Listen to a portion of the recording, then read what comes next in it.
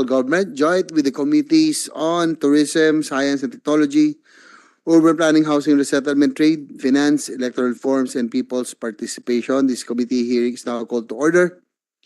We would like to ask the committee secretary to acknowledge the resource persons. We will just acknowledge the senators as they come later on. Good morning, Mr. Chair, and good morning, everyone. Thank you so much for joining us today.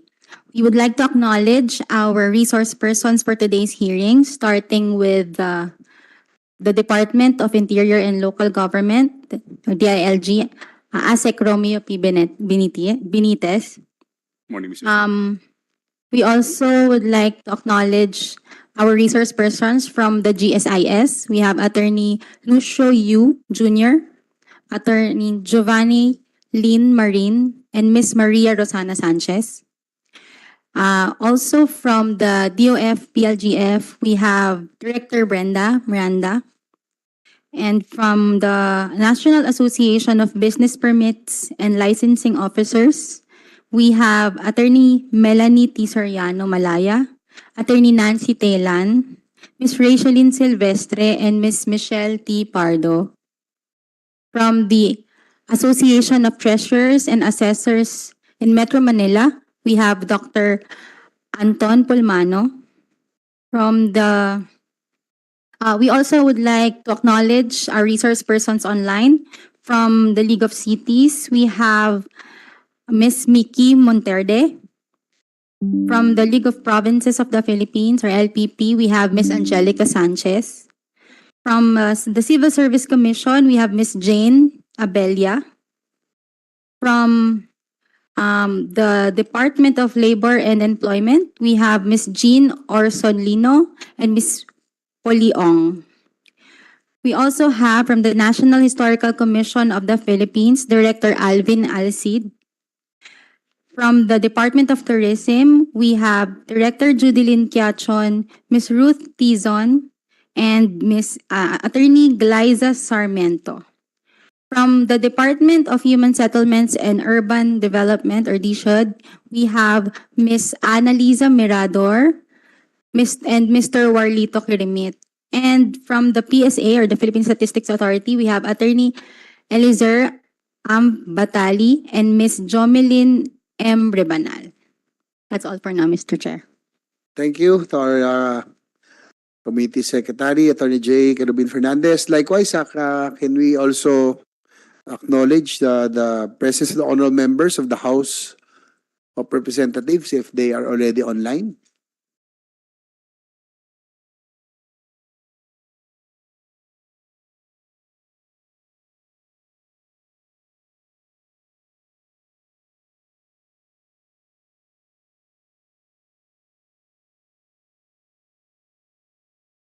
Anyway, since I think Congresswoman Bolilia is already present, the others are still on the way. The chair would like to share with you the agenda for today's hearing. Today we will hear the following bills. First, we shall hear the following local holiday bills. House Bill number 3975, Tanggalan Day in Tanggalan, Aklan by Representative Haresco. House Bill number 4840, DAPA Celebration of the Feast of the Holy Santo Niño by Representative Matugas. House Bill number 5269, Taisan Founding Anniversary in Taisan, Batangas by Representative Bolilia. And House Bill number 5556, Kawit Foundation Day by Representative Revilla. Second, Senate Bill number 1635, or the mandatory insurance of all buildings and other physical structures owned by local government units, authored by this representation. Lastly, we will hear several bills on creation of positions in local government units. Senate Bill number 77, creation of Municipal General Services Officer in Municipal Governments by Senator Pimentel. Senate Bill number 340, appointment of a tourism officer in a municipality city government by Senator Binay. Senate Bill number 627, Local Information Communications Technology Officers Act by Senator Angara. Senate Bill number 686, Disaster Risk Officer in Every Local Government Unit by Senator Revilla Jr. Senate Bill number 749, Local Human Settlements and Housing Officers Act of 2022 by Senator Tolentino. Senate Bill number 1278, Business Permit Licensing Office, BPLO Act of 2022 by this representation. And Senate Bill number 1486, Mandatory Establishment of Provincial, City, and Municipal Population Office by 2022 by Senator Revilla Jr. At this point, the Chair would like to acknowledge the physical presence of our very good friend, Congressman Teodorico Haresco of Aklan. Thank you, sir, for being here. So we will be hearing the local bills first, no? Since the congressmen are already here, Congresswoman Bolilia is already present as well. The Chair would like to give this opening statement, distinguished members of the committee, and our esteemed guests and resource persons. Today, the Committee on Local Government convenes to deliberate a series of crucial legislative measures with the common mission to empower our local government units and make them more effective partners in the attainment of national goals. One of the key proposals before us entails a mandatory insurance coverage for all buildings and physical structures owned by the LGUs. Presently, the property insurance law mandates that government, except for the municipal governments below first class, to insure its properties. However, in times of calamity and disaster, our LGUs are often caught unprepared, impeding prompt recovery measures. Embracing insurance coverage can offer numerous advantages, including risk reduction, financial protection, and enhanced disaster resilience. Let us acknowledge that disasters do not discriminate based on the income classification of LGUs. They strike indiscriminately, leaving us with no choice but to face their aftermath. While we recognize the financial challenges that some LGUs may encounter in obtaining insurance, it is incumbent upon us to develop sustainable strategies that render our communities more resilient in the face of adversity.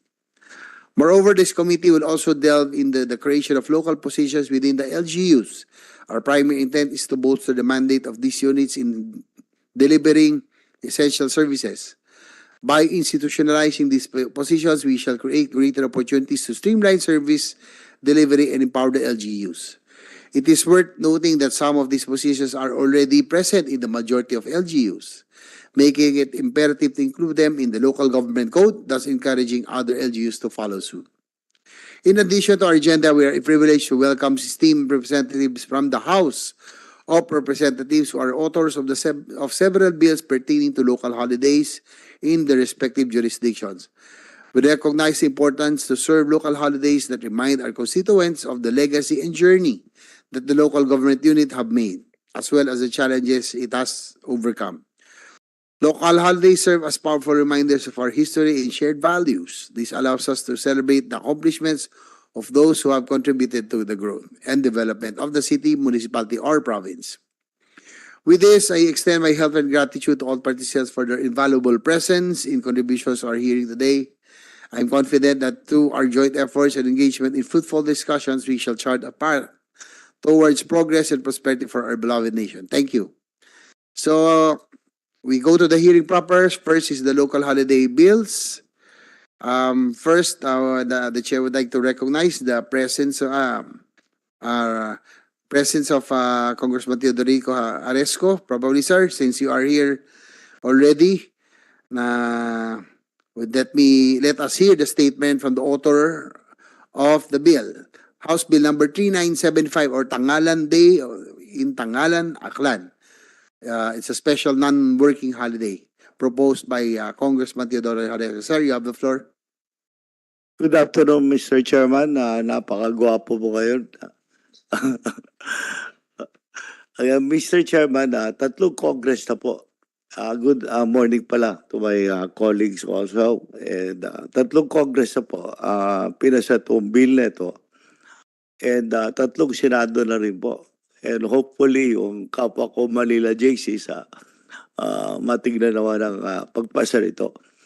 Mr. Chairman, Your Honors, it was 1948 that President Quirino signed into law the separation of Tangalan, especially in recognition for leading the Philippine independence in Aklan during the Vivo Revolution, where some 34 Tagalanons died in behalf of our freedom and democracy.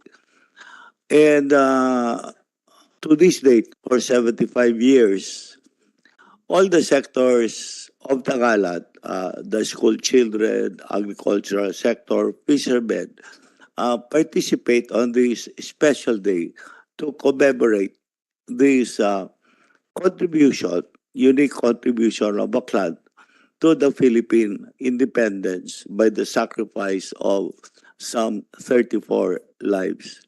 Mr. Chairman, on this day, everyone in Tagalan celebrate, participate the whole day, and sana po ma-consider po ng chair na mabigyan naman ng non-working holiday.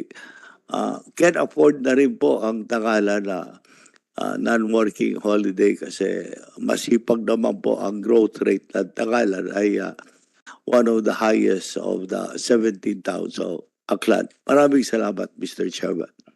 Thank you, Congressman Haresco. Ang naging kasi policy before in the Senate was that if already they only grant one special non-working. Kung halimbawa po yung province, sakop na rin po yung ibang LGUs. Kung madali po kung magiging working, no? Parang gano'n, pero holiday. But we will also consider, no? Ang tanong ko lang po, Kong Haresco, nag-i-issue pa ba ang Malacanang ng executive order or order to give special order para maging non-working? Kasi may mga holidays tayo na binibigyan ng special non-working holiday, declared as special non-working. Yes, tama din yun, Mr. Chairman, kasi as a member of the Economic Affairs, I was in the forefront of saying na marami na tayong holidays.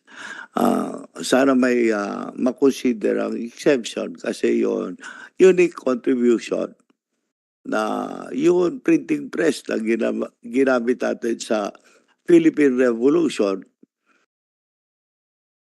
Ang nag-donate doon sa Tondo ay taga-Tangalan, taga-Aklan.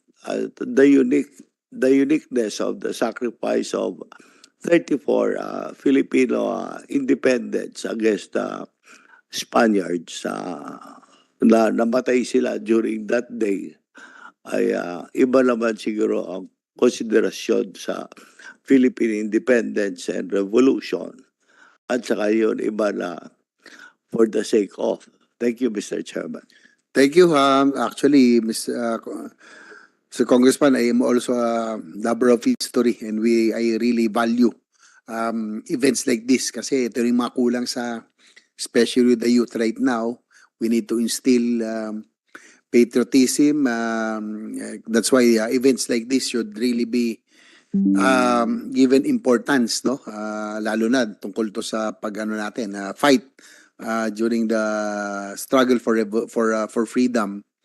Ang ko lang natin, probably we'll just check kung ito po ay laging binibigyan ng special order from Malacanang for special non-working, then I think it will be easier kasi marami po tayong holidays that inihingi pa natin sa Malacanang, no? Yung mga hindi pa baylo. So that we can consider. So be rest assured that we will consider that anyway, kayo naman po ang nag-recommend, also part of the economic team. You know the implications kasi po yung mga chamber, mga employers, they are really against economic team, against holidays dahil marami na nga daw tayong holidays. So but if kaya naman, kung kaya naman po ito, and if every year naman po binibigyan din po ng Malacanang ito ng executive order for the declaration of special non-working holiday, then we can already consider. Thank you, Mr. Chairman. Sa Tagalan lang po, wag na sa buong Aklan kasi baka walang magtrabaho sa Boracay. Thank you, Mr. Chairman. Thank you, Congressman Haresco.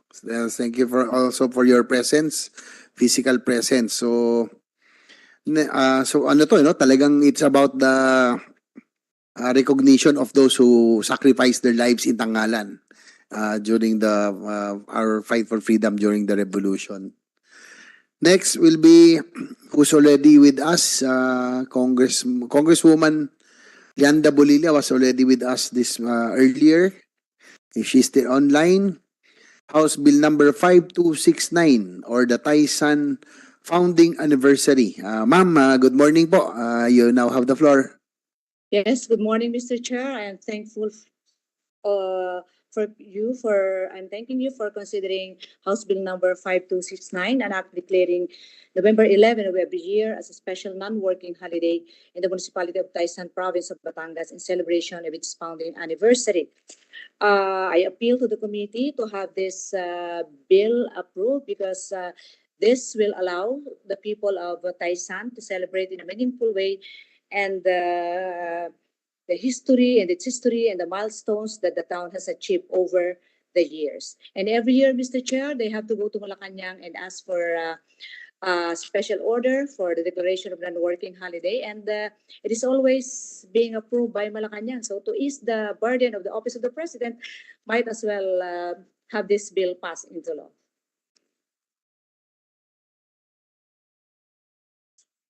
Thank you, Mr. Chair. Thank you, Congressman Bolilia. I think that's also the problem before, no? The policy of the Senate before was really, pag meron na po kasi yung probinsya, madodobles. But anyway, there are a lot of LGUs that have secured special permits or special orders from Malacanang. Kaya tama rin po kayo, no? We will just at least ease the burden.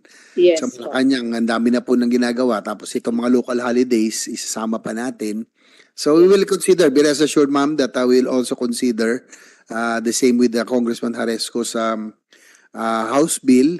But the committee will probably recommend, but hopefully the chair will do his best in during the plenary debates, no? Kasi po yun po ang ano rito, ang problema talaga natin yung employers and the chambers, no, that are really against declaration of more holidays. So, but be rest assured that we will study and we will recommend. Yeah, Mr. Chair, in connection with we're saying the employers, I think because it is the municipality of San who sent me a resolution regarding this, and they have conducted a public hearing regarding this matter, and all the stakeholders were invited, and I think they got the approval of the business sector as well.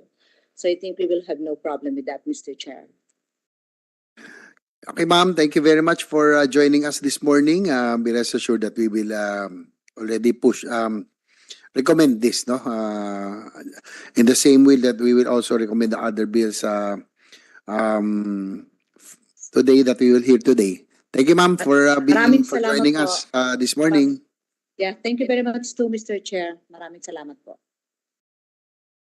Next is House Bill number 4840, filed by Congressman Francisco Matugas. Nasa flight. But he's still on the flight, so we'll just hear it later. So, it's DAPA celebration of the Feast of Holy Santo Niño, also special non-working holiday. Last but not the least, House Bill number 5556, Kawit Foundation Day. Kawit Cavite, another special non-working holiday. Congressman Ramon Jolo Revilla III. The representative, I believe, is online. Yes, so good morning, Your Honors. Yes, this is Attorney Francis Torres from the Office of Cong Jolo Revilla.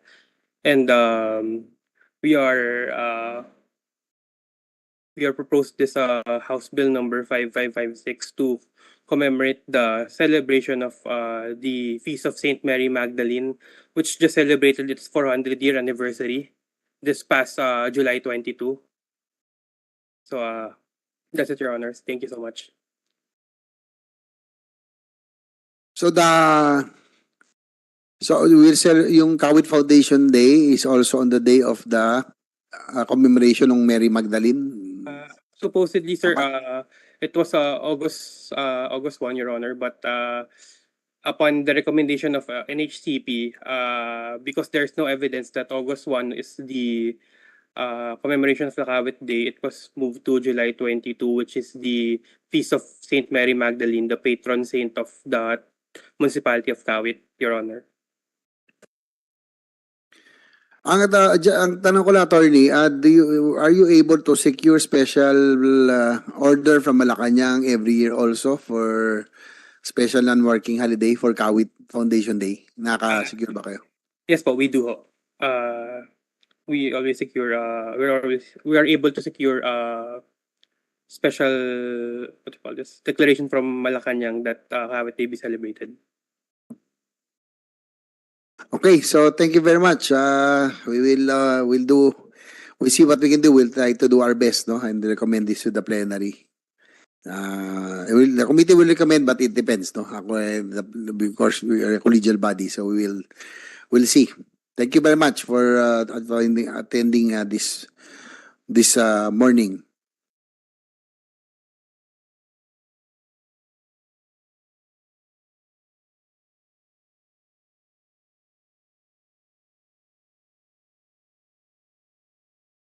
Next on the agenda is the creation of the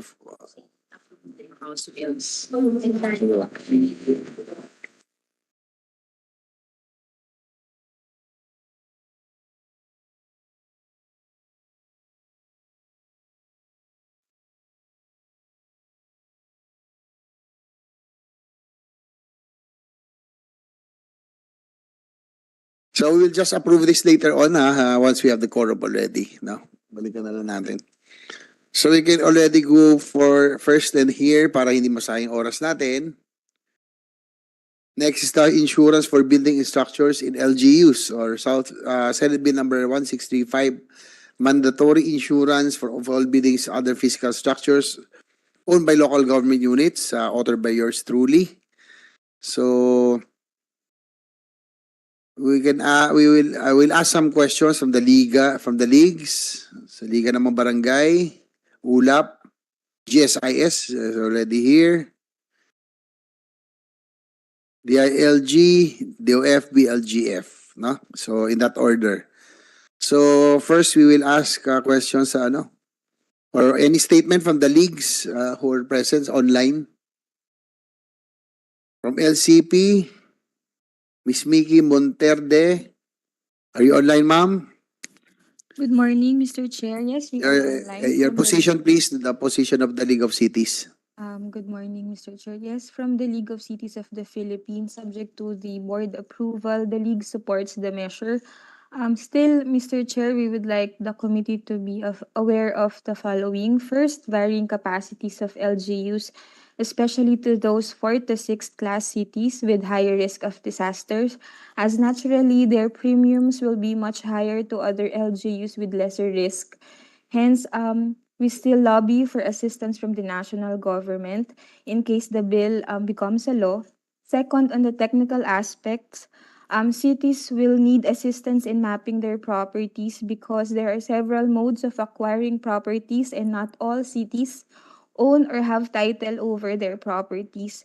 More so, we would like for the bill to include an efficient technology or a process wherein the cities can input or provide a simple way of inventory for their properties. In summary, Mr. Chair, we humbly suggest for the committee to consider cost sharing about the payments of premiums on calamity insurance, or for LGUs to be able to avail a special rate for them to sustainably fund their insurance premium.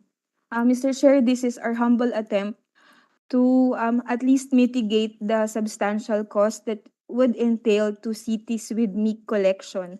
As we all know, there would be a decrease in the NTA, and still 2025, the collection would yet to be determined. That would be all for this bill, Mr. Chair. Thank you. Thank you, Ms. Mickey Monterde of LCP. Next is the League of Provinces of the Philippines, Ms. Angelica Sanchez. Ma'am, are you online? Yes, Yes. Mr. Chair, good morning po. Can you state the position of the LPP on this measure? Yes, Mr. Chair, the LPP humbly supports the passage of this bill However, we would also like to take the same position of the LCP, Mr. Chair, that there are some LGU, some provinces would still need the support of the national government in terms of the insurance premiums. And then if we can come up with concessional rates for the premium payments for LGUs, considering, Mr. Chair, that there are a lot of what they call this, there are a lot of mandatory disbursements for LGU. So maybe it's either the national government can also help defray the cost of the premiums, or else concessional premiums for LGUs. That would be all, Mr. Chair. Thank you. Thank you, Ms. Angelica Sanchez. Probably before I ask, siguro, I'll just ask some questions, then we move on to GSIS already for their position. So LCP or LPP, anybody can answer, drawing from the experiences of the LGUs, what are the primary challenges encountered in the aftermath of disasters? So how do LGUs effectively prioritize and strategize their recovery efforts to ensure efficient restoration of essential services and infrastructure, lalo na kung may mga damages, no, sa infra, major infrastructure. So ano po yung experiences ng LGUs? Ano yung primary challenges? Siyempre, pag malalaki yung mga infra and di ba, wala po yan madalas wala naman yan sa parts saan natin. Maliit yung calamity fund natin. So what are the challenges that been encountered? Mauna na kayo siguro, ma'am, LPP and then LCP. Yeah, so Mr. Chair, the primary challenge talaga is rebuilding. Sa infrastructure is the more important thing here. Kasi kapag hindi ni-rebuild yung infrastructure natin kaagad, the economic activity will really bog down, it will suffer. So I think that's the first, and one of the challenges then is the time it takes for the release of the insurance claim, because the claim is not it's not that there's a need to expedite the release of, or expedite the procedure for insurance claims for LGUs. I think that's the main Mr. Chair. I'll turn it over to my colleague from LCP po.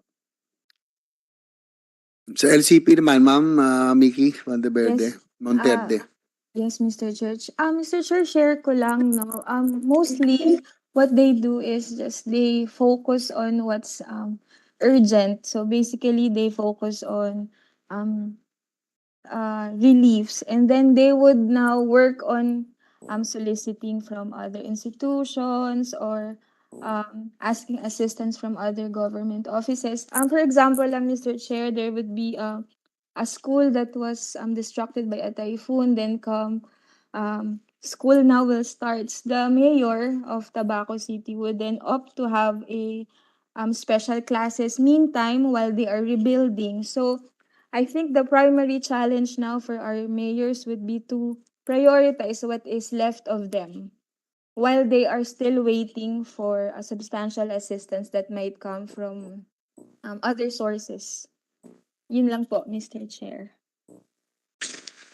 The chair would like to, before we continue, the chair would like to acknowledge the presence of Senator Francis Tolentino. Thank you, sir, for being with us. We are now discussing about the insurance for LGUs, the infrastructure, and others in the at this in case there are calamities, no, yung mandatory insurance. So that's why GSIS is here, the LCP, and others. Thank you, sir, for being with us this morning. You have any statement? Yes, Your Honor, this is very timely considering that we were hit by 2 typhoons as early as July. So we're looking at not just the investments made by local government units, but the protection as well to their constituents. So again, this is very timely, and I hope appropriate amendments can be made that would, repeated terms, ensure the safety not just of the building but the occupants as well, even if the buildings are not occupied because of declaration of calamities, etc. Investments made by the government should be protected. Yun lamang po, Mr. Chairman. Very timely po itong inyong hearing, and I and I support your initiative, Mr. Chair. Thank you, Senator Tolentino, for always supporting the bills of the Committee on Local Government, being also a former local government official himself. He understands the needs, no, at yung mga pangangailangan talaga ng mga LGUs, no. Yan ang kakapilan sa Committee on Local Government. I like take advantage already also, no. We already heard 4 bills on the local holidays.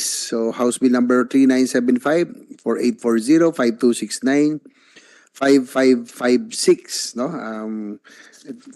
Authored by Congressman Teodorico Haresco, yung Tangalan Day, yung Aklan.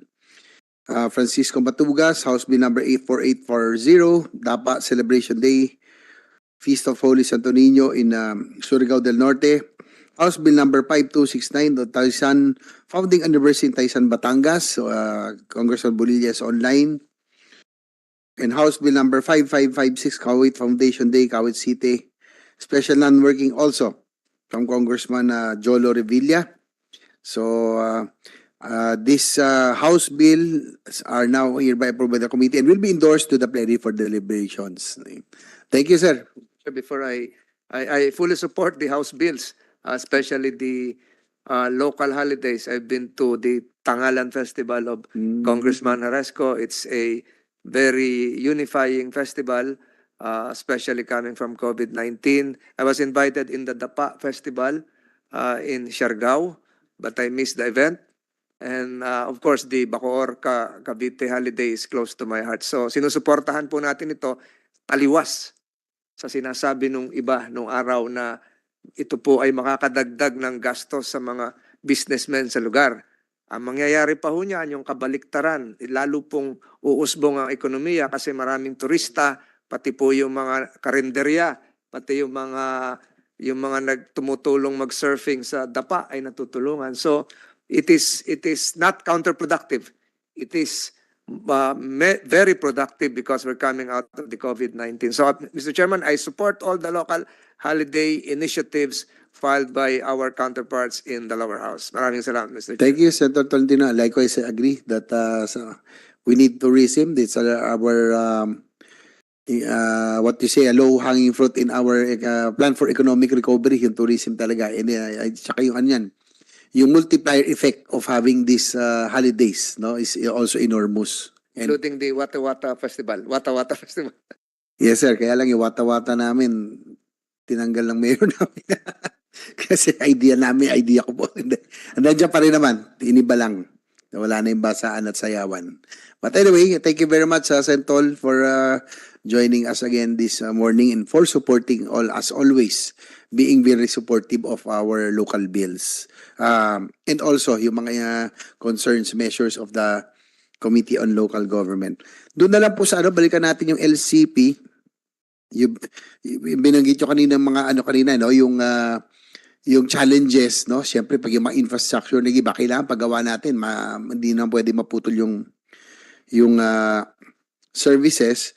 But based on the track record, pwede nyo yung insurance claims nyo, how long does it take? Napo-process naman ba? Nakakatulong, malaking tulong. Kasi it's very important and vital for the recovery para makapag-normalize kagad. LCP, Ma'am Mickey Monterde. Mr. Chair, good morning. Mr. Chair, that would depend. Sir, for the LCP, we provide immediate assistance whenever there's a calamity. However, Mr. Chair, we do not have data on the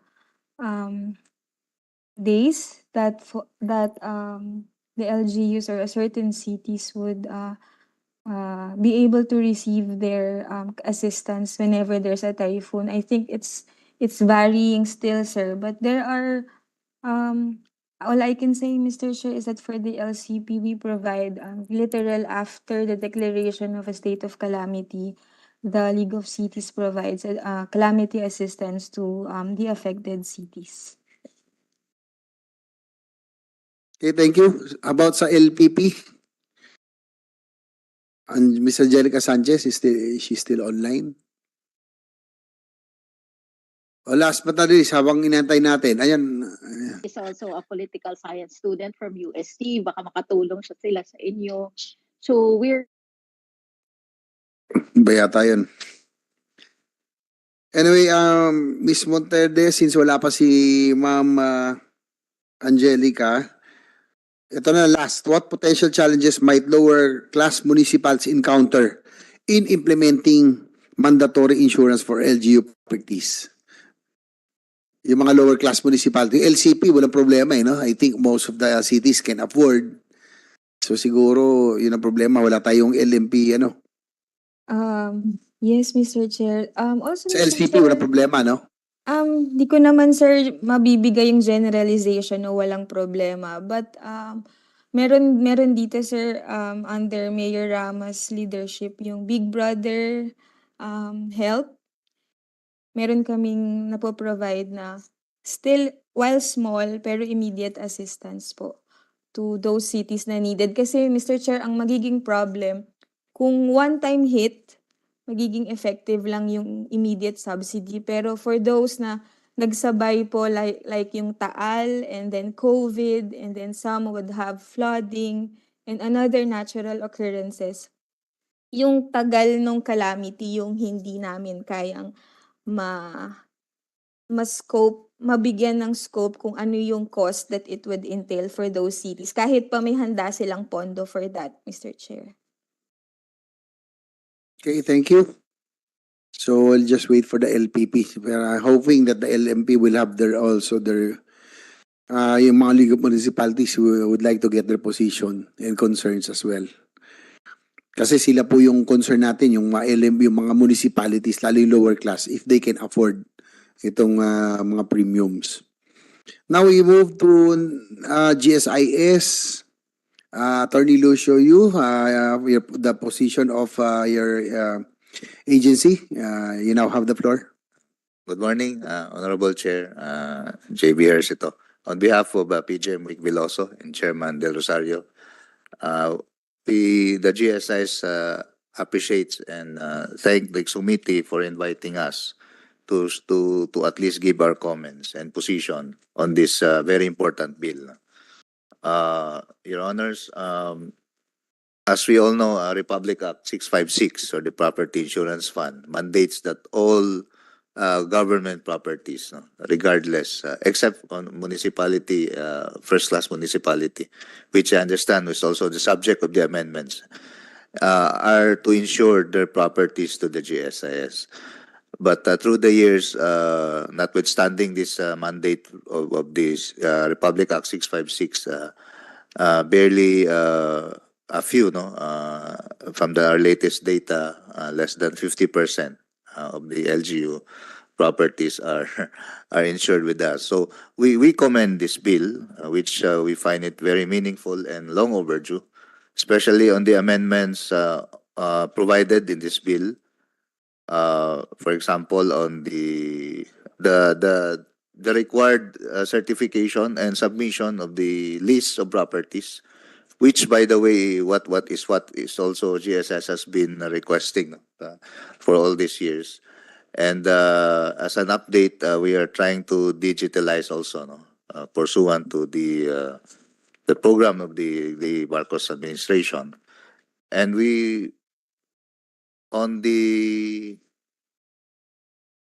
amendments also that requiring certain officials of the local government to insure the properties, and the various provisions on including insurance on the appropriations of the funding. This will really help to reinforce and boost that there should be appropriations at least for the premiums for this property insurance. And finally, we commend that this bill also seeks to amend Republic Act 656 Section 5 to now delete that portion that excluding first-class municipalities. We believe that regardless of any categorization, that all local government units should have their properties insured with the GSIS. So we commend this bill, and I hope it will be passed. It will help a lot insofar as government insurance is concerned. Thank you. Thank you, Attorney Lucio Yu. So, yung sinabi nyo kanina, 50% only. To the years, parang 50% na lang po ang... Total, sir, as of December 2022, we have to double check lang, but barely Roughly. 48% lang. Oh. It should be mandatory because, you know, we are in, disaster prone, especially Yes, and sa Pacific Ring of Fire. So, if I may, Your Honor, this is a very good example is during that super typhoon Yolanda. And I understand the Tacloban Airport was insured with us, so laking tulong yun for the reconstruction. And recently, although it's not local government, yung post office, no? So we had partially, I think we partially paid the claim, no, subject to adjuster. So it will really help, no, if these properties will be insured. so until we insure cities and first-class municipalities, no, ang magiging challenge na lang yung lower-class Yes, municipalities. and been proposing that it will be deleted from the law 656, and nasa ano naman, Your Honor, yung sa last portion. So we would appreciate if that will be deleted also. Yeah, we'll take note of that. Yung pong ang sinasabi kasi nila, well, because of the reduction in the national tax allotment of the LGUs, baka yung capacity nila. Can the GSIS be able to give a special premium ba? Kaya ba yun? Yun yung, I think that was what the position that I remember sa LCP and LPP. Considering yun because of the NTA, parang they want a consideration for their premium payment. But we know for a fact that kailangan talaga natin to, especially in time of disaster, no? Napakahirap yan. Kung wala, parang is an extra expense on our part, but from our former LGU rin ako. Pero once we need it, I think it's better to have it and not need it nga eh. Di ba? May mga bagay na gano'n. So, ano pong tingin niyo po doon sa doon sa request po ng LCP and LP and the League of Provinces? Well, Your Honor, our rates, premium rates are more or less competitive naman, and we did try not to really do it in a business way or approach, but yun. But as to sources, I leave it to the agencies involved, no, like TBM or the LG. But I understand the calamity fund is also a one possible source where they can source their premium. So, but rest assured, ano naman yung premiums namin. Competitive, yeah. So what is the extent of coverage mandated by Republic Act number 656, the property insurance law? Para lang malaman din ng LGUs natin so they'll understand that at least ito po yung mga covered, no? Which structures are included and what risks and perils does it cover? So that they will have an understanding that it is worth it, no, to insure their properties. Well, originally, as intended, 656 covers property only, but I understand subsequently there were issuances that covers beyond property, no. Although kulang pa rin, that is why we are proposing, no. We are proposing sana to amend 656. That is another law and another matter. But it's rather limited to property, no.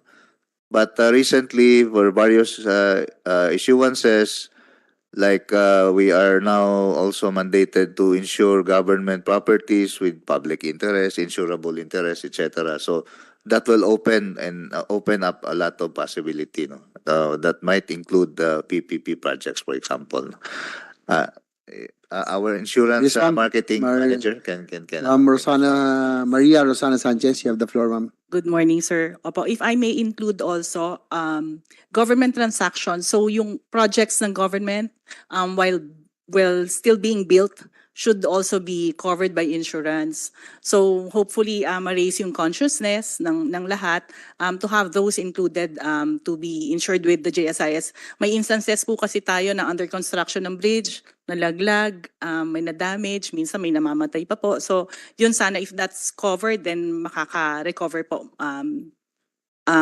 faster yung ating mga LGUs. Thank you, sir.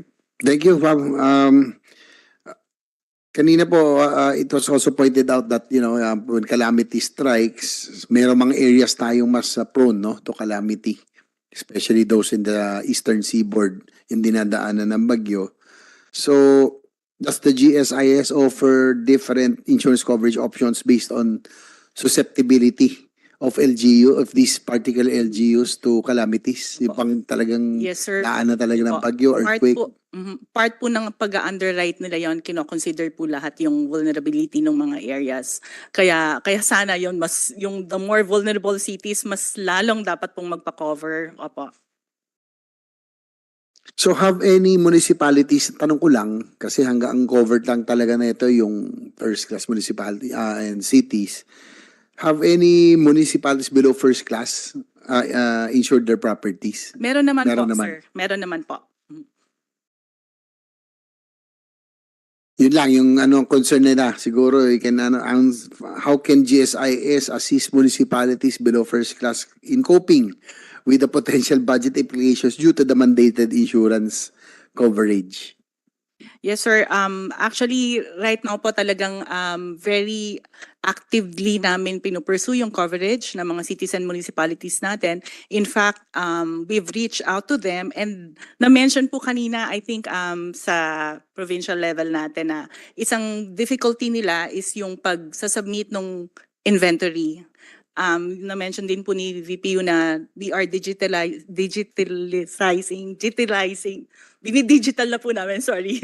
So, yun po, we intend to work hand in hand with even the smaller cities po. So, hand-holding ang magiging style namin dyan para talagang ma-assist sila sa pagpapacover. So again, to be clear, among the LGUs required to insure their buildings and structures, ilan percent na? 48% lang yung have actually obtained necessary Yung insurance? 48% po, yun sa total that will Total. include na yung first class po natin mataas. First class municipalities. First Okay. class is nasa 71% ang cities and then 91% ang cities, 71.82% ang first class municipalities. Ang provinces po natin nasa 82%. And then yung second to six, yun po ang 31.69%. So yung talaga, the And- lower class Kasi municipalities. sila yung mas may kailangan po sana. I know. So that's what we have to look into, yung concern nila on how we will be able to ensure yung lalo na yung mga sa prone, mga disaster prone areas, we have to encourage them more to ensure. Okay, so we move to the DILG. Ano ba DILG? Ma'am Director Brenda? Sino ba? Si Asik pala, sorry. Sorry, wala akong salamin. Asik Romeo Benitez of DILG. Good morning, Mr. Chair. Again, we'd like to express our gratitude for including the DILG in this initiative, Mr. Chair. Now, as far as the position of the department is online, now we would like to state for the record, Mr. Chair, that the proposed measure now intends to amend sections 374, 375, 447, 458, 468, and 468, and of course, Section 5 of RA 656, otherwise known as the Property Insurance Law. And we also did observe that the title of the bill is Mandatory Insurance of All Buildings and Other Physical Structures. Now, may we just humbly suggest, Mr. Chair, that since the different provisions mentioned are sought to be amended, now we suggest that this should be included in the title of the proposed measure so that the bill should not only be read as one that probably concerns mandatory insurance, as it purports to amend as well the pertinent provisions of the local government code as included in the measure. Now, we also would like to, if the chair would accept our observations. Now, for purposes of craftsmanship, Mr. Chair, now sections 375 on the requirement for the municipal mayor and the punong barangay on top of the provincial and city general services officer now to cost the mandatory insurance of all their physical structures. Now, we just would like this particular portion, municipal mayor, now to be harmonized with Senator Coco's bill, SB 77, as he is proposing also for a mandatory position of a general service officer for all municipalities. So just to be consistent, Mr. Chair, and on the further assumption that Senator Coco Pimentel, Senator Coco's bill will be approved accordingly. Now, likewise, Mr. Chair, we would like to put into observation sections 447, 458, and 468 on the matter of inserting insurance in the provision. Now, we observe that after insurance, now there is a word, the word maintenance now is followed by the preposition of. Now, I think the local government code provides for or, not of, Mr. Chair, because somehow the meaning will be completely altered or modified. Now, dito with section 458, of course, and 468, now we suggest that the preposition of be modified or be changed into or, as that is the exact provision as expressed in the local government code. Now, likewise, Mr. Chair, we would like to suggest that section 391 should be included in the Katina of amendment because the barangay government is included in the directive. So we did observe that the enumeration stopped with the municipality and the barangay government or the Sangguniang Barangay was somehow excluded, Mr. Chair. So just to state for the record, now section 391 of the local government code provides that the Sangguniang Barangay may provide for the construction and maintenance of barangay facilities. So maybe we can also include this provision of law in the amendment and insert insurance. And insert the directive for procuring insurance now to complete the process, Mr. Chair. And then lastly, may we also bring into the, may we also inform the Honorable Chair that the nomenclature of the department is the Department of the Interior. Now that is how the law creating the department has coined the nomenclature of the agency. So it should be the Department of the Interior and Local Government, Mr. Chair. Thank you very much, Mr. Chair. Thank you, ASEC. So we note the DLG's recommendations and observations. Ang tanong na, does the DLG monitor the adherence of LGUs to the provisions of property insurance law? Minomonitor, kasama rin ba ito sa pag-monitor natin?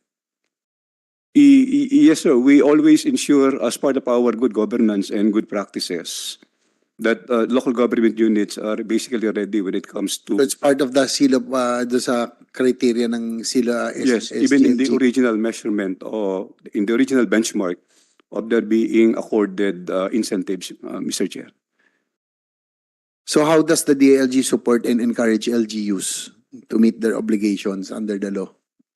The department really would like to extol and of course encourage our local government units now to see to it that all their buildings and all the properties booked under the name of the LGU be properly insured, Your Honor, because calamities are like a calamity is like a thief in the night that we cannot foresee them coming. So just for readiness and just to avoid forestalling the delivery of basic government services. Now, this rehabilitation effort and initiative of the department is something that the department would like the LGUs to consider as part of their good governance, Mr. Chair. Thank you. Siguro last na lang po, Sec. Romeo Benitez, how can the municipalities overcome financial, administrative, and awareness-related obstacles, no? Especially the lower class municipalities to effectively comply with the insurance requirement? Well, we always tell our LGU counterparts that they should be judicious in their expenditures. Now, management of their primary needs and being judicious in their expenditures and prioritizing what are the basic needs of the LGUs may somehow help them or assist them in ensuring that they are compliant with the objective of this measure. And if only for that reason, Mr. Chair, the department fully supports your measure as we find them very timely and very laudable, Mr. Chair. Thank you, Sec. Romeo Benitez. Thank you very much for propounding the position of the DILG this morning in these hearings. Next is from the OFBLGF, Director Brenda Miranda. Your position of the position of your agency, please. You now have the floor. Good morning, Mr. Chair, and to everyone.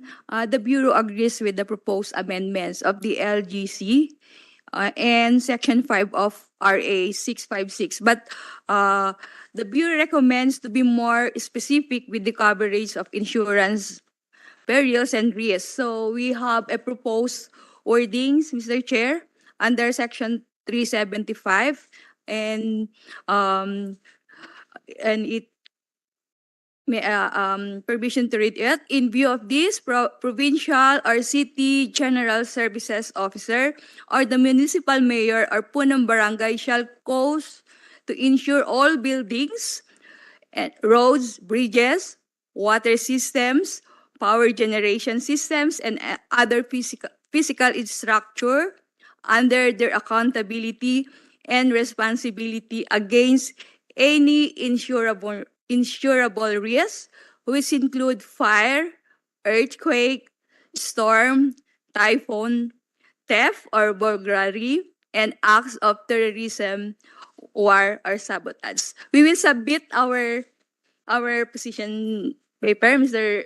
Chair, subject to the approval of our mother agency, the Department of Finance. Thank you. Tanong ko lang po sa BLG, sa inyo po. How does the implementation of mandatory insurance as required the property insurance law affect the budgetary considerations of local government units? Mr. Chair, as I heard kanina po from the LCP na hindi kaya ng borrowing capacity of LGUs, pero hindi kasi pwedeng i-borrow to ng mga LGUs. It's limited to infrastructure and capital investment. Siguro, perhaps pwede nilang i-increase yung revenue collections nila for that purpose. So how will the LGUs adjust? Kailangan mag-adjust sila ng budgetary allocation sila to accommodate costs associated with the mandatory insurance, ma'am.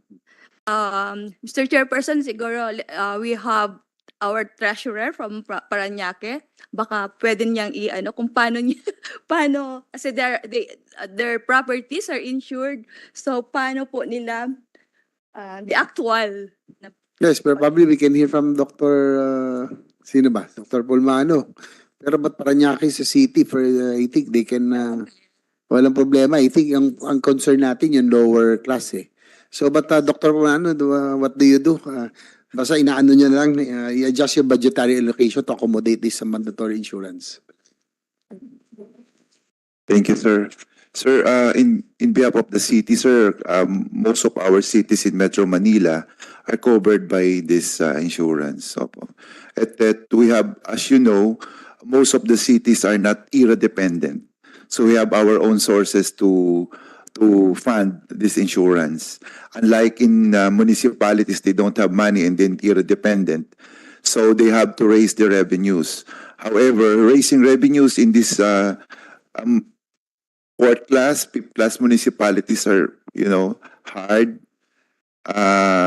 So, din po ang problema nila, sir. So, pwede po ako, baka ho galing sa national government yung assistance. Okay, thank you. Ma'am, sige po, you may continue. In addition to that, baka pwede po, Mr. Chair, yung ang gagaling sa LDRMF na fund, i-consider. The Local Disaster Risk Reduction Management Fund.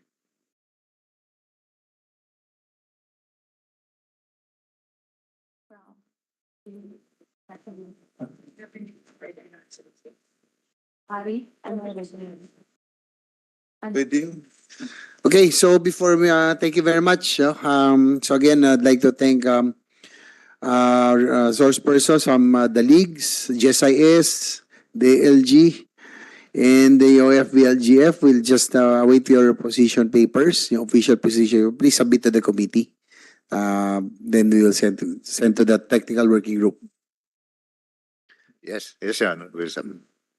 Okay, so now we move to the last agenda, bills creating positions in LGUs. So, the others are already excused, no? Thank you very much for joining us this morning. Yun na lang pong concern sa creation of the different positions. Again, LCP, Miss Nikki Monterde will need you from LPP. From Civil Service is online. The LG ASEC is still here, so we'll take advantage of your presence. And madami pong online. Bills creating yung po sa tourism, sa DSUD, sa BPLO, online din. On-site, si Ms. Taylan, no? Thank you very much, ma'am. Si Dr. Polmano for the Association of Treasurers and Assessors. And last is Senate Bill number 1476. Attorney Eliezer Ambatali. So first will be the creation of BPLO. Association of Treasurers, Associations, and Leagues. May we get the position of the LCP and the LPP? Ma'am, LCP, Miki Monteverde.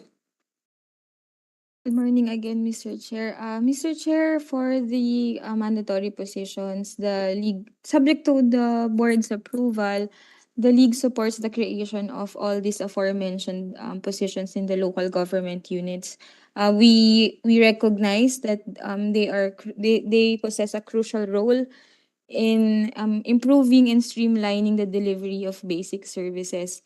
But just like what we usually do, Mr. Chair, we always have this reservations with regard to providing additional positions. Local government units are public corporations. We know that, and as regular corporations, they would need additional positions to cater to increasing demands, ensure the impending redevolution brought by Mandanas be effected efficiently, and that there is a increasing clientele, which is the population. It is true that there are cities that have these positions already. It is lodged either under office of the mayor or under department. They primarily do that to prevent violating certain limitations imposed on them. However, there are still some sector or some classes of cities, the 4th to 6th class to be particular, that cannot perform additional or cannot provide additional positions, basically because they have meat collections. So again, Mr. Chair, we would like to raise the following. First, there's a varying capacities of cities. There is also an impact regarding the income class of the city and the recommended ratio for each position to their populace. Second, we all know that we have personal limitations. 4 to 6 class have these. And third, Mr. Chair, the timing of the implementation should this bill becomes a law. Because again, there is an estimated 14% decrease, as was informed to us with the NTA for fiscal year 2023-2024. So therefore, Mr. Chair, while the cities would want to provide improved services, again, we request for funding from the national government to ensure its sustainability. Thank you, Mr. Chair. Thank you, ma'am. Also, please, para mabilis tayo. Yung the position of LCP sa lahat na, no? Hindi ko namin kayo balikan. So, your position on the creation of the Senate Bill number 340, creation of tourism officer. Senate Bill number 749, creation of local human settlements and housing officer. And last but not the least, Senate Bill number 1278, creation of the Business Permits and Licensing Office. So please submit na po your position. Next, LPP. Miss Angelica Sanchez, ma'am, you have the floor. Yes, good morning again, Mr. Chair. So the League of Provinces of the Philippines once again supports the creation of these officers, Mr. Chair. We just like to make clear that for now, we are supporting the creation of the officers. However, Mr. Chair, we will have reservations kung isang buong office na. And then, as far as practicable, Mr. Chair, we would just also like to request that the law stipulate that the local chief executives be given the prerogative on the manner of appointment until the LGUs are able to meet the statutory limitations on the PS cap. At the same time, the budgetary limitations, Mr. Chair. Kasi kung some of these positions are already existing right now, like the tourism officers, most if not all provinces already have tourism officers. And then for the housing officers, there are already some provinces who also have that office existing. So in the meantime, Mr. Chair, while an LGU is not able to create a whole new office, we would suggest that the local chief executives be given the prerogative to choose whether to annex this first to the government, to the office of the governor, or a related office, Mr. Chair. That would be all. Thank you po. Thank you very much, Ma'am Angelica Sanchez. Next up, we can ask DILG Asek Benitez again. The position of DILG for the creation, itong mga bills on the creation of the different positions that I have mentioned earlier. Thank you very much, Your Honor. Again, just like the major leagues that are participating in today's activity, the department supports the creation of these mandatory positions in the LGUs, Mr. Chair. Although we just would like to introduce some minor edits that might polish the bills themselves. Like for example, in Senate Bill 77, I think this is a clerical error, Section 433 as the subject of the amendment. So this should be 443, Mr. Chair, because 433 is a different provision. It governs the SK. So maybe we can just have this. Yes, edited, we'll check it. We'll have it check and we'll take note of that. Now, while we support the mandatory creation of a tourism officer, Mr. Chair, where the LGU or the municipality has tourism as its significant industry. Now, we are just being apprehensive of a possible collision of that constitutional limitation on the Equal Protection Clause. Because somehow, we just would like the committee to carefully word the provision in such a way that this will not produce a classification not germane to the purpose of the law. Now, because if this happens, then a possible collision with the Constitution might take place. So it might be open to a constitutional attack, no? Because there are LGUs where, although they don't have tourism as a sound industry, who are interested but undermanned or underdeveloped, but who would like to proceed with the development of their tourism activities. And maybe we can include them in the package, Mr. Chair, if only for us to be compliant in our cascading of the benefits to the LGUs. Now, as for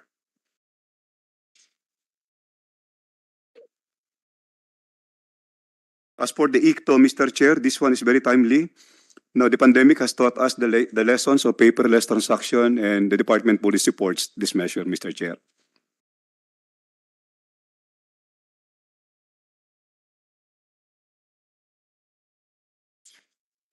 Now, on the proposal vis-a-vis a disaster risk officer, Mr. Chair, the department likewise support this endeavor, but we just would like the committee to be very cautious into a possible collision with or a possible overlap with the function of an LDRRMO in the LGU level under RA 10121, because we did observe that under the responsibilities of a disaster risk officer, now one of the tasking that he should address is the preparation of a comprehensive, integrated, and proactive approach.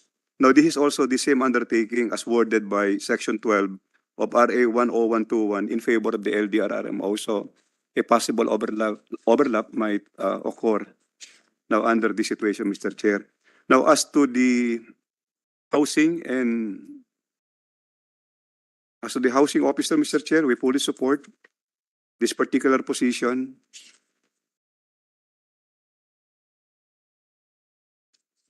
Although we also would like to invite the attention of the Honorable Committee on a possible collision or again, a possible overlap with the function of this office. Because under the local government code, the formulation of the comprehensive land use plan now is given in favor of the Sangguniang. So if the official concerned under this proposal will also be concerned with the formulation of a comprehensive land use plan, then we are foreseeing a possible overlap, Mr. Chair. And then,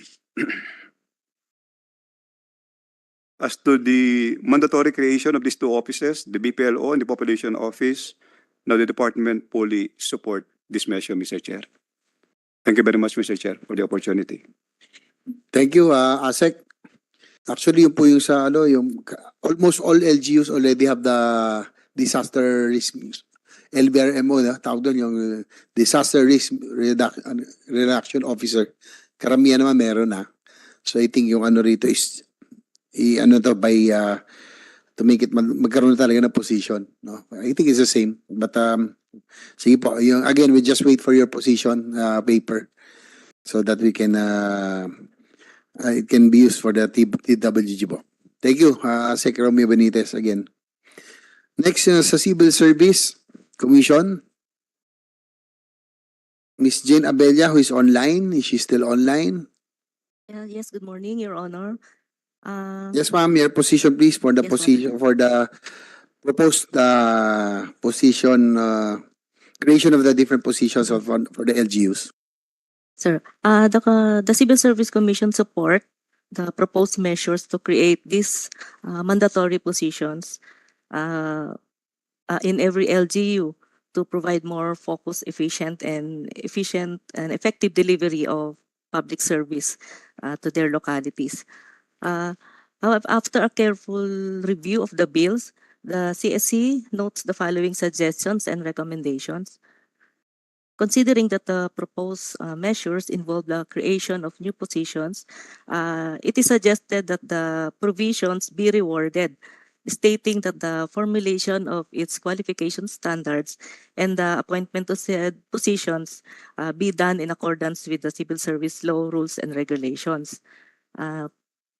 Particularly the establishment of the qualification standards, which is governed by Rule 7 of the 2017 Omnibus Rules on Appointments and Other Human Resource Actions as amended. As to the appointment of officials under said positions, the guidelines are also set under Rule 3 of the 2017 Omnibus Rules on Appointments, which is the procedures in the preparation of appointments. Also, we would like to inform that the Civil Service Commission in its CSC Memorandum Circular number 12, series of 2022, dated November 8, 2022, has implemented the 2022 guidelines and standards in the establishment of organizational structure and staffing patterns in the local government units. Hence, we humbly suggest that the establishment of subject mandatory positions shall be in accordance with these guidelines. So, other than the above comments and recommendations, the Civil Service Commission found nothing objectionable in relation to the civil service laws, rules, and regulations. We will submit our position paper po, Your Honor, upon approval of our chairperson. That's all for the position of the Civil Service Commission, Your Honor. Thank you. So, thank you, ma'am. I will just wait for your official position paper. Yes po. Yes, Your Honor. So, we go to, ito na, isa-isa natin, no? From DOT, DSUD, siguro yung ano lang na, state their positions. Tapos yung sa BPLO naman, yung last, no? So, from the National Association of BPLOs, tapos yung Association of Treasurers and Assessors naman, si Dr. Paul Mano is on site also. Okay, so sa DOT, Department of Tourism, Director Judeline Kiachon, who's online. Ma'am, the position of DOT, please. Love the Good morning, Philippines. Mr. Chair. Yes, love the Philippines. Good morning, Mr. Chair, and to the rest of the Senate Committee. The Department of Tourism fully supports the proposed legislation, and we will submit our detailed inputs on and comments on Senate Bill number 340. The position is really important as we do the work of the department in the LGUs, most especially. Thank you, Mr. Chair. Thank you, ma'am. But the bill of Senator Binay naman is also has a provision that the tourism officer will only be applicable to the LGUs that have tourism areas. No, at least medyo maganda naman. Tama naman po 'yon because there are other LGUs na talaga namang walang tourism sites, no, na talagang agricultural or industrial. So, yun naman yung kay Senator Binay. I think the measure is specific that those LGUs that are in the tourism areas. Kaya nga po yung ibang projects ng nakakatawa. Kahit na agricultural area, nagkakaroon ng tourism center. Hindi naman. So at least po ito, very specific. Thank you, ma'am. Dr. Ketchon for, you just await for the position paper. Official, please submit to the committee. Mr. Chair. Next is from Department of Human Settlements and Urban Development, Mr. Warlito Kinimit or Ana Mirador, sino mas dalawa? From DSUD. Hello, Mr. Chair. Good morning. The department humbly support the bill on the creation of the Human Settlements and Housing Officer.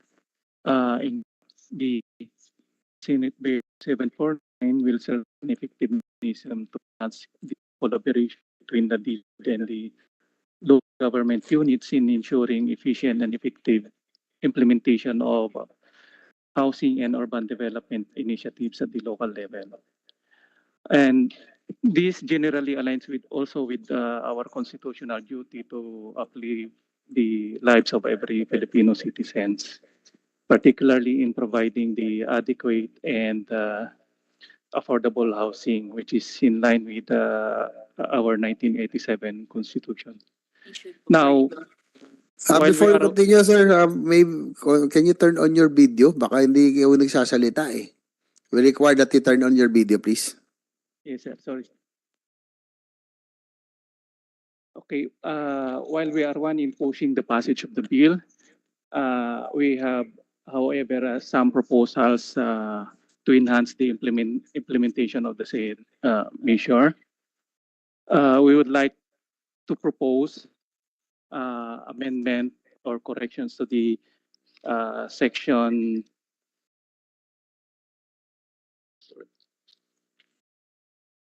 on section 490-A on the qualifications and powers and duties relative to the the qualification of a housing officer. As recommended, it's preferably a holder of a college degree, preferably with economics or anthropology or sociology or a community development graduates, rather than specifically mentioning a college degree that is related to housing, real estate, and urban development.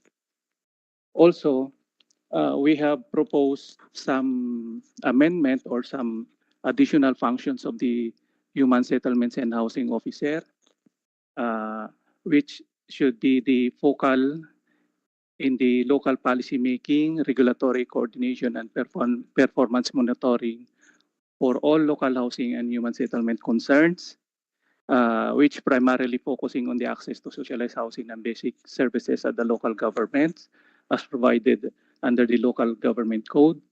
And also, it shall develop a local strategy to address the provision of adequate and affordable housing, and develop and maintain a local shelter and urban development monitoring information system, which shall include but not limited to the inventory of housing stocks, list of public housing beneficiaries, and the formulation and updating of local shelter plans. And in addition, Mr. Chair, there are some, we would like to also to manifest the revision of Section 7-C, particularly item number 3, Roman numeral I, to be read as follows.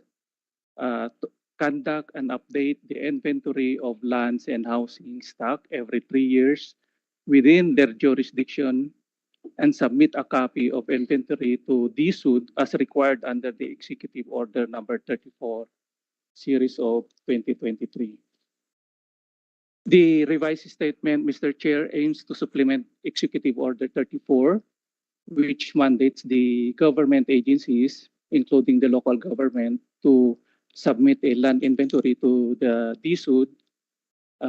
Currently, no agencies actually comply with this requirement despite the directive as espoused in Republic Act 7279, which is the Urban Development and Housing Act, as well as under the Republic Act 11201, which is the DSUD Act.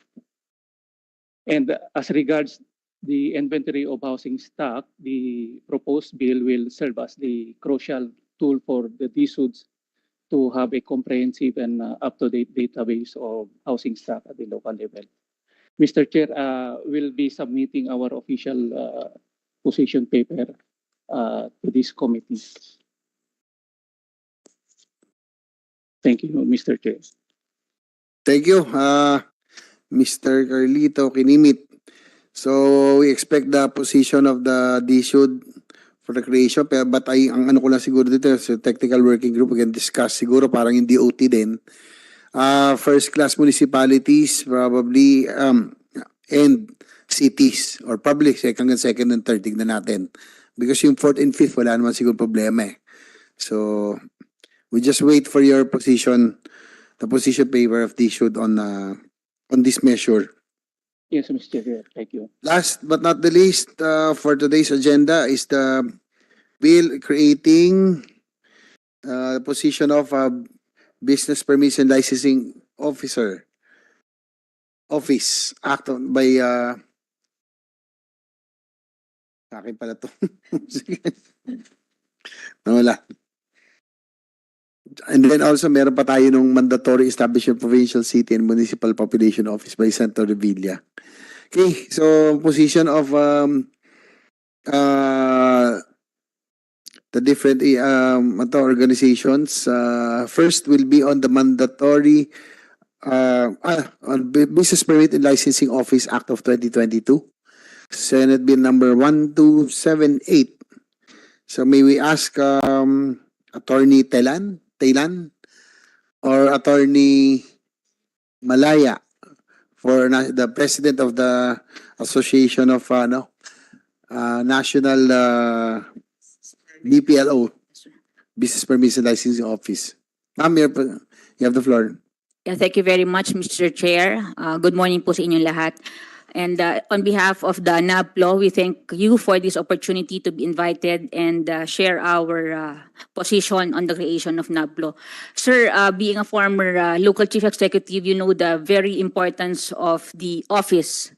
And for the past decade, the revenue from business taxes has immensely grown, no, as compared to other locally sourced revenue.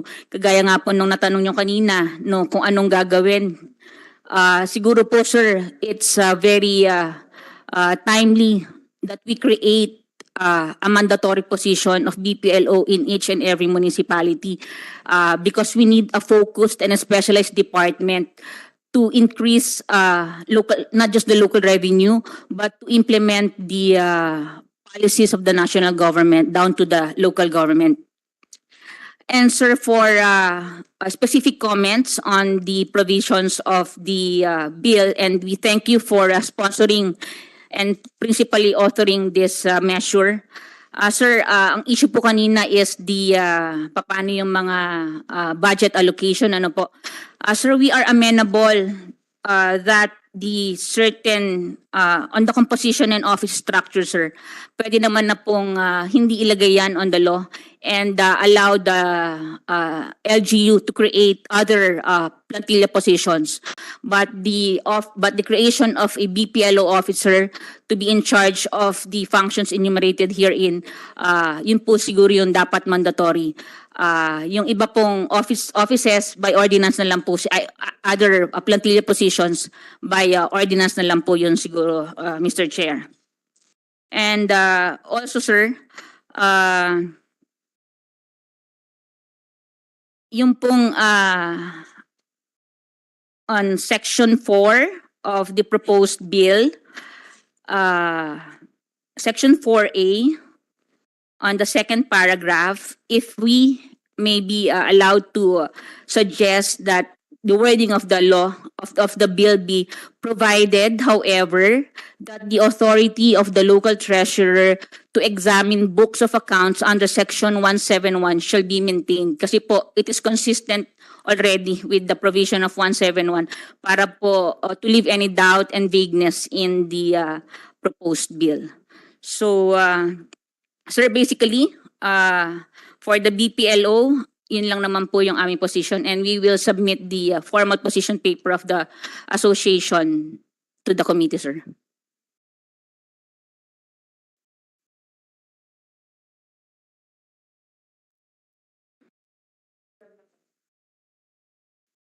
So thank you, ma'am. Attorney Melanie Soriano Malaya, Attorney Telan, kayo po yung sa National Association of BPLO licensing officers. So you are all in support. Kayo po yung talaga nagpo-push also for the creation. With Miss Michelle Pardo, from Pasay, and Miss Micheline Silvestre. From Tacloban, sir. Tacloban. Okay, so thank you very much for being here this morning for the hearing of this measure. Next, for the Association of Treasurers and Assessors in Metro Manila, Dr. Anton Polmano. Sir, yung pong position naman po ng inyong parang ito yung kabila. Position of your organization on this particular measure. Thank you, Mr. Chair, and good morning po sa lahat ng nandirito. In fairness po, with the President of NABLO, Attorney Malaya, may kumare. Although nando po kami sa different paradigm siguro. But nevertheless, the Association of Treasurer, Assessor in Metro Manila fully support the establishment or institutionalizing the office of the BPLO. However, we manifest our opposition granting BPLO the power of assessment of business taxes and charges of various businesses in the city and municipality. On the ground that number one, it will run counter to the provisions of the local government code. The local treasurer powers and duty to assess, collect, and audit are interrelated and must be exercised jointly. Next, the local treasurer is appointed by the Secretary of Finance, is equipped with technical and capacity aside from being apolitical in the administrative structure. Next, the power to assess is vested upon the local treasurer under the local government code. The local chief executive cannot delegate the same to the BPLO. And this issue of assessment has been settled by no longer the Department of Justice, which is the final arbiter in section 187, let me read. Provided further that any question on the constitutionality or legality of tax ordinances or revenue measures that may be raised upon appeal within 30 days from the effectivity thereof to the Secretary of Justice, who shall render a decision within 60 days from the date of the receipt of the appeal. Mr. Chair, the Department of Justice has issued an opinion in favor of the city treasurer that the assessment belongs to the local treasurer. Next is the issue of check and balance. The local government code provides a remedy for the taxpayer to go to court.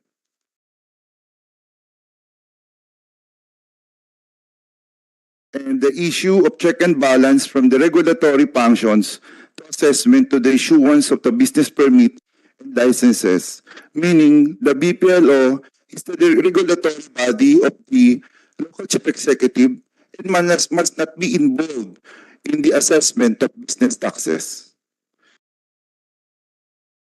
And lastly, no less than the proposed bill recognizes the power of the local treasurer to conduct assessment. And let me conclude.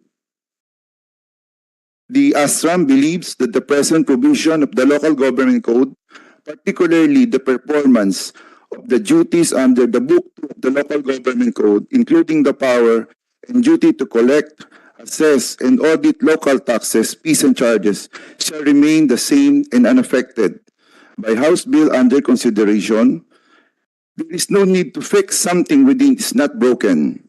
The position and office of the BPLO can be institutionalized under the proposed law, but allocating its power and duties to assess local business taxes, fees, and charges will have enormous repercussion on the nature and effectiveness of functions of the local treasurer, aside from causing confusion among tedious process upon taxpayers or businessmen, thereby being repugnant to the very purpose for which the House Bill or Senate Bill seeks to address.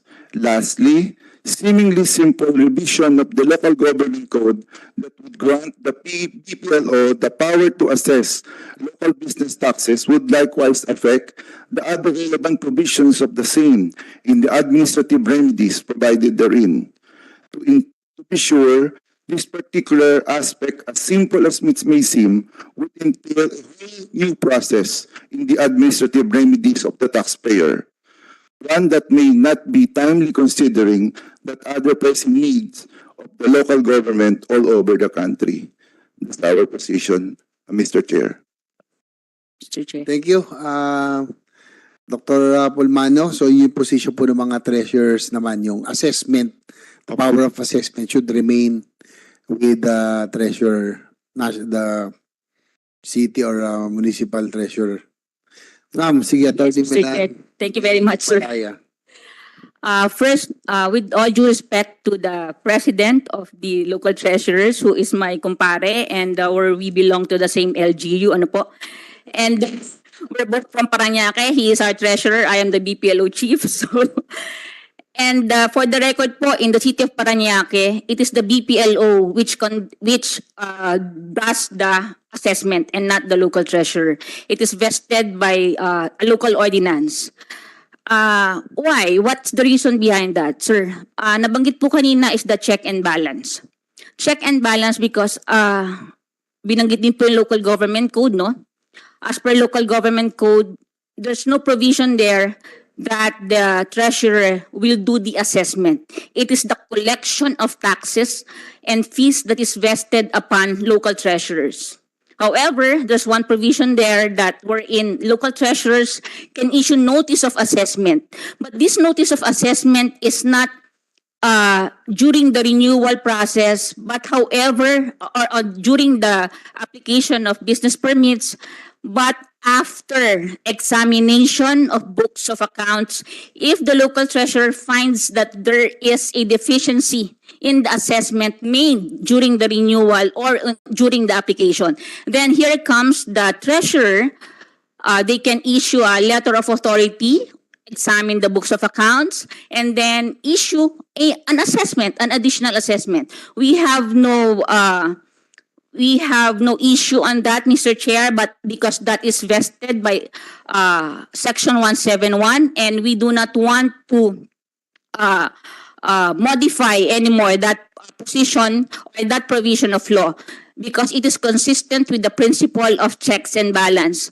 Because where will you find that the treasurers does the assessment, does the audit, and collect? Sir, lahat na po, they collect, they assess, and they audit.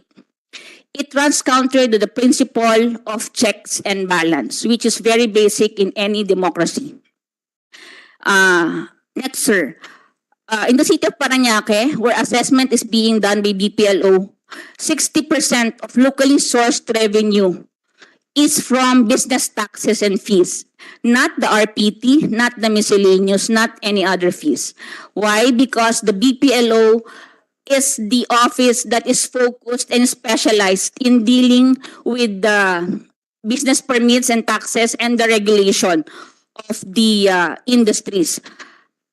It is about time that we give a focused and a specialized department in each LGU with respect to business taxes and fees. Another, sir, is on the issue of assessment. Why is it that real property taxes are appraised and assessed by the local assessor, not the treasurer?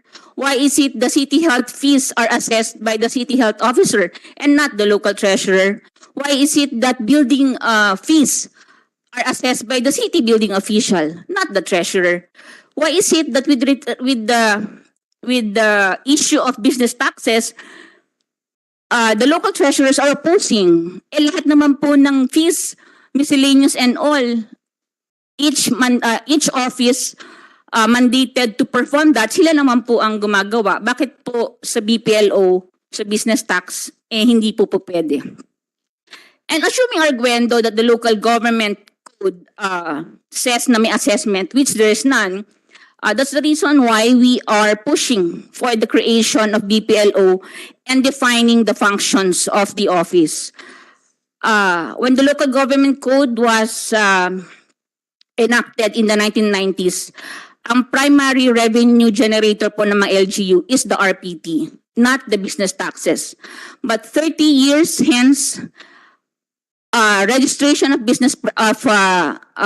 businesses has doubled, if not trebled. And per data of the DOF, the BLGF, the locally sourced revenue, ang pinakamataas is the business taxes. So it's about time that we create a separate office na magfo-focus po sa businesses. And the treasurer can focus on the collection and the disbursement of our revenues. So, sorry to cut you. At present, sino po ang nag-assess? Who's doing the assessment? Like, magkasama na kayo sa Parañaque. Ano po ang dynamics? Ang dynamics Yeah. po, ang renewal, ang initial assessment po sa BPLO. And then, the businesses pay sa treasurer.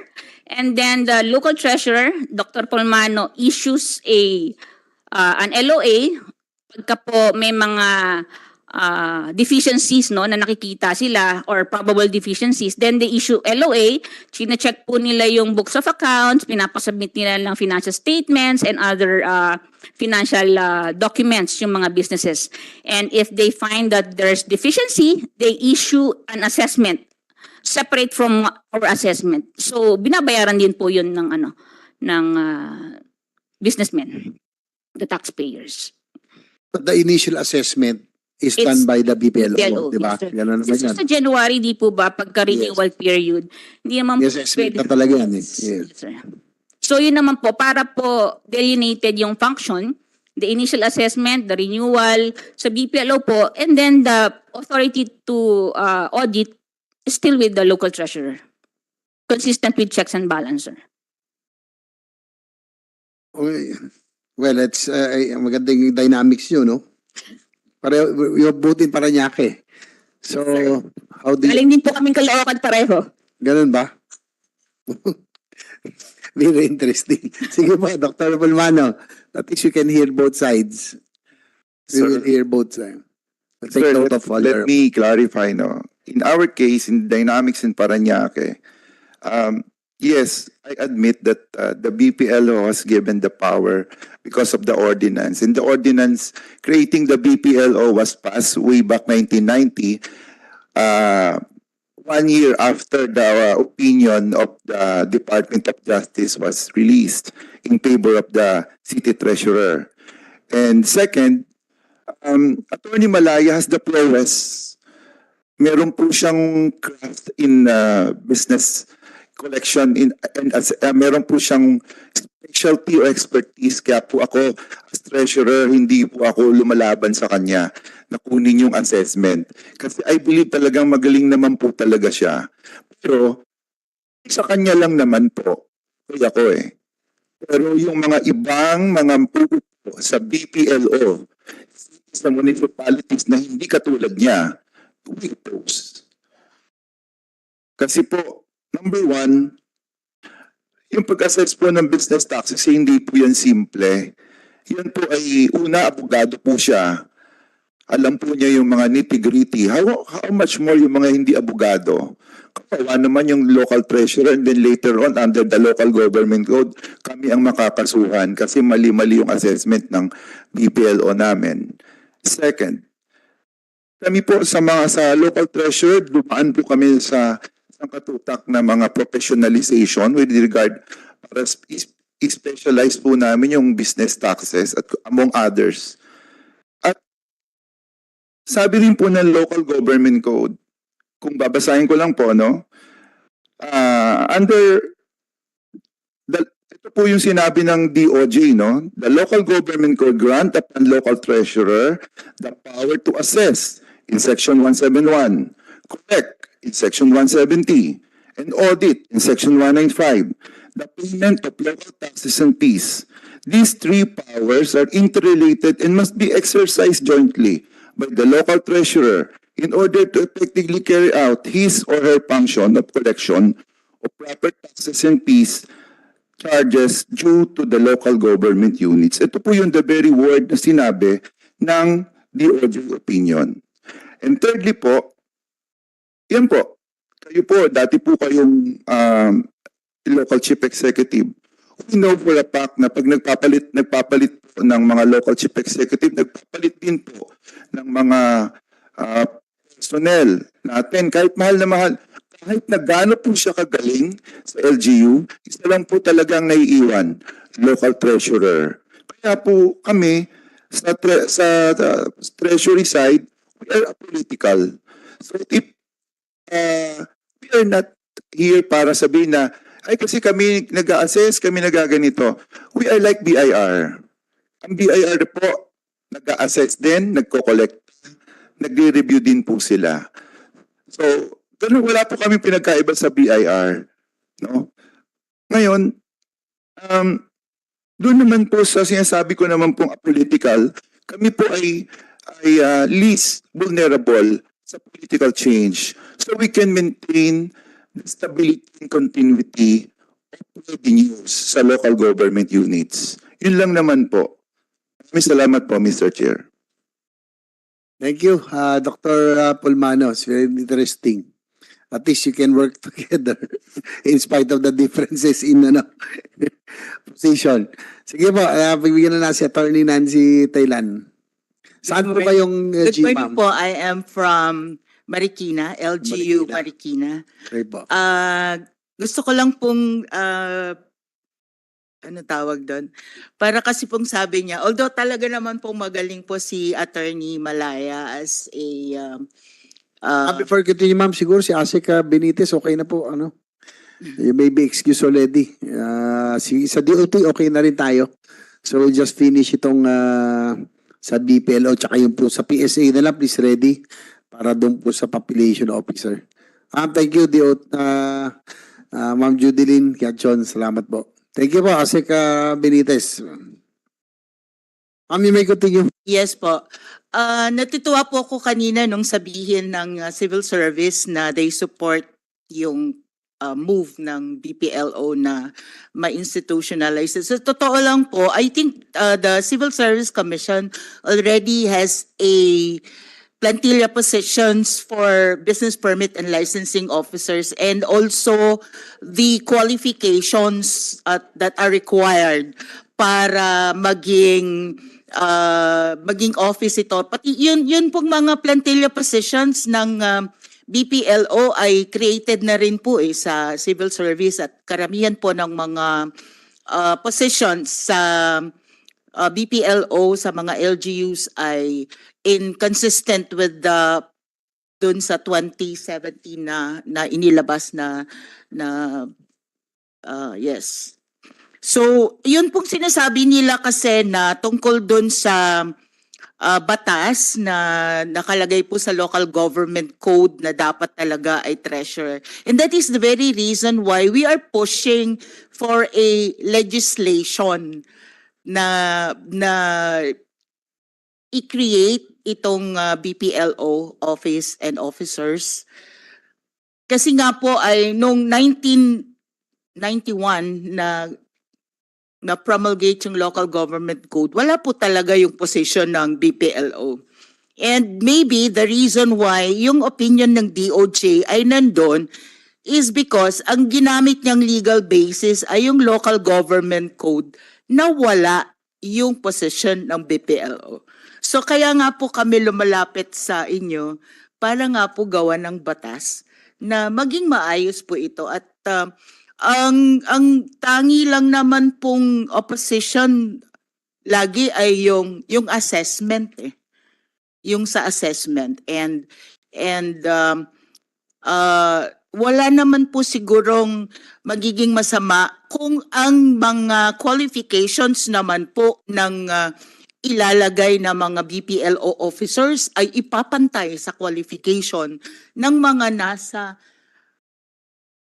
Treasurer's Office. Kasi kung may qualification po na naging requirement ang finance para sa kanila, bakit naman po hindi magiging requirement din yon sa ilalagay na mga BPLO? Like qualifications ni Attorney Malaya, qualification ni Ma'am Michelle Pardo of Pasay, and Miss Margie Santos of Quezon City. Pero ito po, sila po ay hindi pa rin sa kanila nandoon ang assessment. May malalaking cities pa rin po. Ang DICT po nang gawin yung EBPLS na ngayon ay gusto nilang ipagamit sa lahat ng mga local government unit. Ang naging design or naging system example po, yung system po ng Parañaque, ng Valenzuela, ng Marikina, ng Mandaluyong. So nakaseparate na po, madami pong mga highly urbanized cities, ang assessment po ay nasa BPLO. At during sa akin po, nag-umpisa po ako nung nalipat ako sa BPLO. Ang collection lang po, ang assessment lang po sa business taxes ng Marikina, nag-umpisa sa 284 million. Ngayon po, ang assessment namin ay nasa 900 plus million, malapit na pong mag 1 billion. Pero siguro po, nakita po natin, sa kilos po yun ng office. And sana po magkaroon din ng consistency yan, kasi po yung nagiging political nga po yung pag naiba po yung mayor dahil hindi institutional yung position, napapalitan. Karamihan po sa kanila ay under the office of the mayor. Pag napalitan po yung mayor, napapalitan na naman. At ito po yung isang sa dahilan kung bakit hindi umangat-angat yung collection ng ating mga ibang mga cities and municipalities. Kasi nga po, nakakurtail nung ganong sistema. Thank you po. Thank you. Well, that's the sad reality of politics in our country. Yung mga performing department heads, no, talagang kasama para naging coterminus naging rin namin yan, experience, because we develop our homegrown people in San Juan before, Yung mga hindi graduate, pinag-graduate. Yung mga graduate, pinag-masteral, pinag-PhD namin. Nag-level up din kami ng mga department heads. Kaya lang, no, napalitan yung mayor, wala, pinagtatanggal din. Nilagay pa na imports. So that's the reality of our political system. Siguro ano yun na natin, no? In all this, hearing both sides. Pero nakakatawa naman na at least you can still work together given the different positions that you have. Isang LGU. Can we hear from Director Brenda? Siguro ano lang, baka may na ano kayo from the finance dahil kayo the Department of Finance appoints the treasurer, no? City treasurer, municipal treasurer. Ano pong ano nyo dito? Batit ang inyong observation po. Thank you, Mr. Kanino ba dapat yung assessment? Thank you, Mr. Chair. Before that, I will just give some data. Currently, 35% of all LGUs already exceeded the limit of the ratio of personal services to annual regular income for 2022. This number includes 11% of provinces, 10% of cities, and almost 40% of municipalities. With the implementation of the proposal, it is estimated that the number will rise to 40% of all LGUs that will exceed the ratio limit, with the most impacted being the municipalities, which will increase in number from 39% to 45%. It is estimated that the implementation will require an additional 156 million for provinces. Although meron kaming question dito sa provinces kasi parang hindi dapat kasali tong province for the creation ng BPLO. 120 million for cities and 2,235 million or 2.23 billion for municipalities. This requirement can be shouldered by the surplus funds in most LGUs, but 7% of LGUs will not have free cash for the added burden. These include 115 or 8% of municipalities, 5 cities, and 1 province. And with respect to the issue and the function of assessment of business taxes, of course, we will agree with the treasurer being our because the appointments of the treasurers of the provinces, cities is within the Secretary of Finance. Sila po yung nag-approve ng appointments nila, and we provide them guidelines, manuals for the treasury operations, and we concur or we agree that the function, the assessment of business taxes is an inherent function of the treasurers, and we will also submit our position on that, Mr. Chairperson.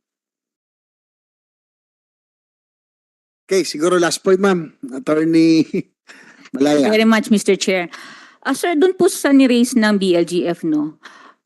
We have to take note that currently there are already BPLOs in the country, appointed BPLOs, and they are holding positions. What we are pushing for is the mandatory creation, ano po. Kasi po yung iba, kinuhugot lang sa ibang opisina, tapos pinapa-acting BPLO. So, we don't think that there will be a surge in the PS budget of each LGU. Kasi nga po, nandito na rin naman sa bill natin na yung mga holders na ng position no, sa BPLO, yun yung priority.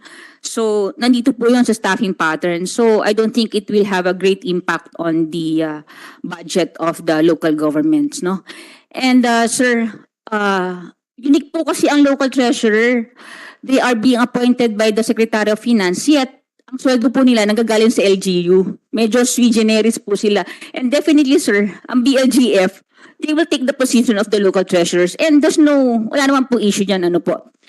Kaya nga po, kagaya na nasabi namin kanina, we are pushing for this because we feel that it is high time that we provide professional service in the local government by institutionalizing certain positions para po hindi kada palit ng mayor palit din po ang mga local officials, yung mga departments. Nawawala po yung institutional memory, sayang yung trainings, sayang yung years of experience na na-acquire nung official na yon para palitan lang. And we think the civil service with when they come up with yung revised ora-ora no sa human resource action, kasi po it strengthens the civil service and the professionalism in government. So we implore this committee to look into our position and tingnan po natin kung ano po ang mas ikagaganda ng ating mga LGUs. Thank you very much, Mr. Chair. Okay, thank you. At least you've heard both sides, and we will just refer this to technical working group. Both of you will also be invited. So sana magkaroon kayo ng, I don't know how, we will have a compromise so that we can already, we can have this measure passed, no? So may, ano pa naman, we'll invite both in the technical working group. So thank you very much sa inyo po sa National Association of BPLO, and of course the Association of Treasurers and Assessors of Metro Manila pala kayo, Dong, no? Okay, last but not the least, yung sa PSA, can we hear your position on the last bill, mandatory establishment of provincial, city, and municipal population office by Senator Revilla? Mr. Butch Ambata. You have the floor, sir. Ambatali pala, Ambatali. Hindi ako kasalamin. Okay. Mr. Chair, good morning, and we would like that's okay, Mr. Chair. Good morning to everyone, and we would like to express, the PSA would like to express the support in this bill, Senate Bill 1486, or the establishment of a mandatory office called the Population Office. And we would like to support that this is really a vital office in order to carry out the local government's initiatives in guaranteeing the delivery of basic services. However, Mr. Chair, we would like to raise our observations, such as the under Section 3 of the proposed bill, wherein there are functions that are maybe redundant with the one that is already existing and provided by other laws, such as when the proposed bill says that the Population Development Office will recruit, organize, and mobilize barangay population workers and other community workers or volunteers for data generation, household demographics, and socioeconomic profiling and community health promotion and advocacy. We would like to note that there's already a community-based monitoring system act, which provides that each city and municipalities will have a statistician. The statistician will be primarily tasked to collect data and basically generate data as well. And also the demographic profiling is also lodged in there. So there may be redundancies in this particular function. Also, there's also a function that the population office will be tasked to generate and project population data. We have a little bit of concern here because this kind of function is very technical, and that's why we are proposing that our legislators will look into this, specifically the qualifications of our population officers that will be assigned. Because if this is a technical position, this requires a higher qualification. Maybe someone who has technical knowledge in projecting data, such as a statistician or a mathematician or an engineer, or has a background in demographics and in the field of population studies. So we understand that there's a bit of a challenge when it comes to appointing or filling up a position that meets the required qualification if this is the case. But there are other avenues that may be explored by the legislators, such as it can be required that that particular appointee may undergo a training. There are a lot of institutions that may offer. The University of the Philippines, I understand, has a good curriculum on this. The population, the POPCOM may also provide capacity building for this particular appointees. And lastly, Mr. Chair, we would like to also to inform the committee that if the committee needs data on population, the PSA as a central repository of statistics and the census data is very much willing to provide upon request. That's all, Mr. Chair, and we would like to again express our support on these particular bills. Thank you, Mr. Chair. Thank you. So that concludes our hearing this morning. The committee chair would like to thank everyone, especially our esteemed resource persons, for actively participating in today's discussions. Since there are no more matters to be taken up, the chair hereby adjourns this hearing. Thank you.